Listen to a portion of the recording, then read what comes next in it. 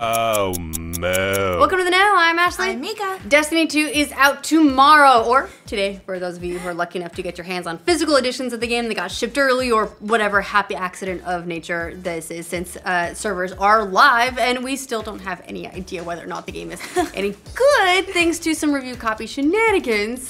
Thanks for that, Activision. However, there are some new details about the game raising a few eyebrows out there, because by outward appearances, it looks like Destiny 2 includes microtransactions that may or may not be entirely cosmetic. More of the may not. We've been down this road before. And with the same franchise, actually. While Destiny's had some pay-to-win scares before that didn't end up amounting to much of anything, the newest changes definitely ruffling some feathers and starting up some accusations that Destiny 2 is going pay to win. Of course, there's a bit more to it than that, and some of those details gamers will be okay with, and some of them they won't be so okay with, because as we well know, people start picking up the pitchforks anytime you start talking about microtransactions. Yeah, so what exactly is going on here? Well, the microtransaction talk started this morning as several Destiny players were able to log into the now live Destiny 2 servers. If you were fortunate enough to get your physical copy shipped early, you are now able to hop right on in and start playing again, you lucky ducks. One streamer, Kdin, started digging into the game's Eververse store, where you purchase in-game items with silver, which costs real money. During his stream, he found that some of those items are bright engrams, which can be decoded into mods that can be used to directly affect gameplay. In Destiny 1, the Eververse was pretty much only cosmetic. But bright engrams are a different story. They include armor mods that can decrease ability cooldown time, character stat mods that enhance your character's stats, weapon mods that boost weapon stats, elemental mods to change the elemental alignment of your weapon. Yeah, that all sounds like something that can be bought to make yourself better. Yeah. And there's a phrase that describes that phenomenon. But before we commit to slapping the label on that, let's dish out some more facts about how all of this works. All right, for starters, these bright engrams are also available to be earned in game for each additional level of experience you earn after you hit the max level of 20. Kind of like how you got Motes of Light in Destiny 1, you now get bright engrams. That means that they're not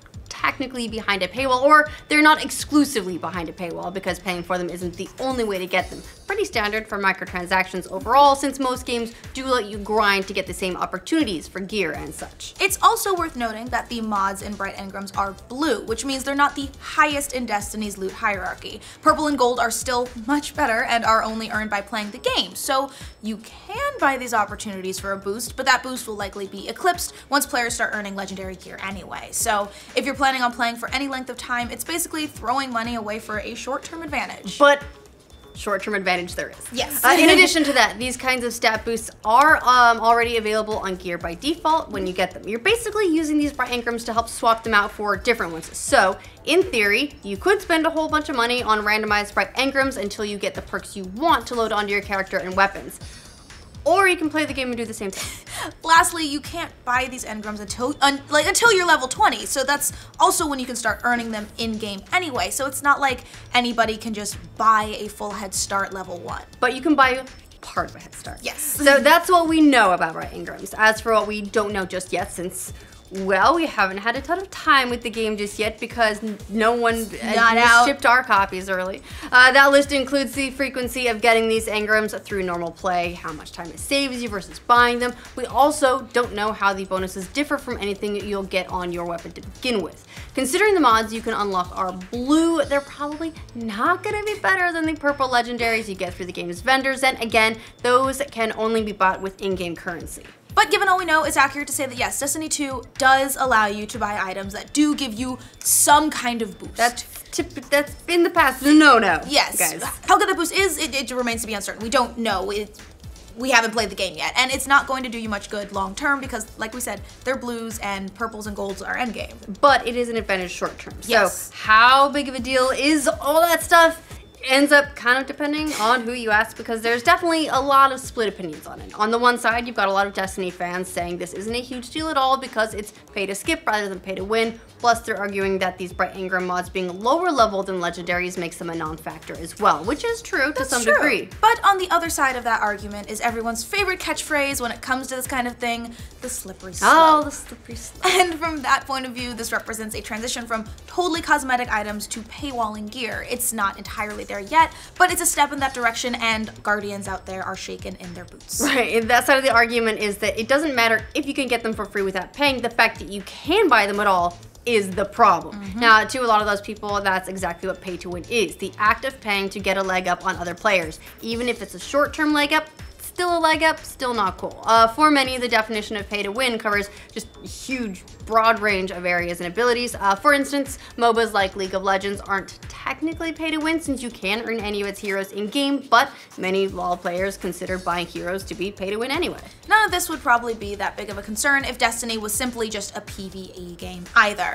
But since the game shares its world and characters across both PvE and PvP, and now these mods, abilities, and stat boosts will directly affect other players, and you don't want to go up against someone who spent $200 to boost their character versus just you.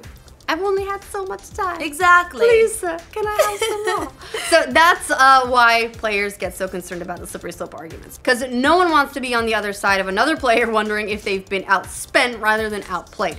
That uncertainty sucks. And it's not totally without merit either. The microtransactions seem harmless enough right now, but it also didn't take very long to get from purely cosmetic items to bright engrams. If Activision makes a lot of money from these microtransactions, players don't make that big of a stink about it, the company might try the next step on that slippery slope. Obviously, Destiny 2 hasn't been out long enough just to see how this affects the game yet, or, you know, out at all, or how many players are taking advantage of them. So this is all a bit premature speculation, but it maybe is a little bit alarming if you don't want to see these kind of microtransactions in your favorite game. Yeah, this, of course, isn't Destiny 2's first rodeo when it comes to players getting upset about microtransactions. Back in 2015, Bungie did start selling character boosts with max subclasses for around $45 for the original Destiny, which was more than the base game and its DLC at the time.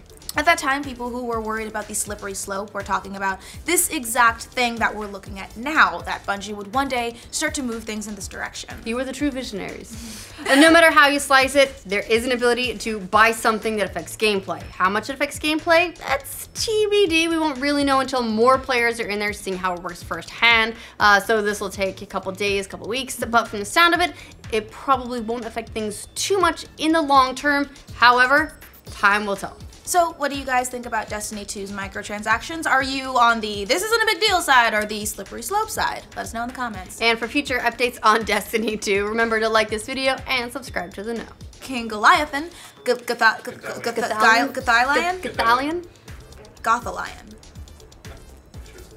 I like Gothalion better, but I'll say Gothalion. But given all we know, it's accurate to say that yes, Destiny, so how good that boost remains because someone wants, nah, damn it.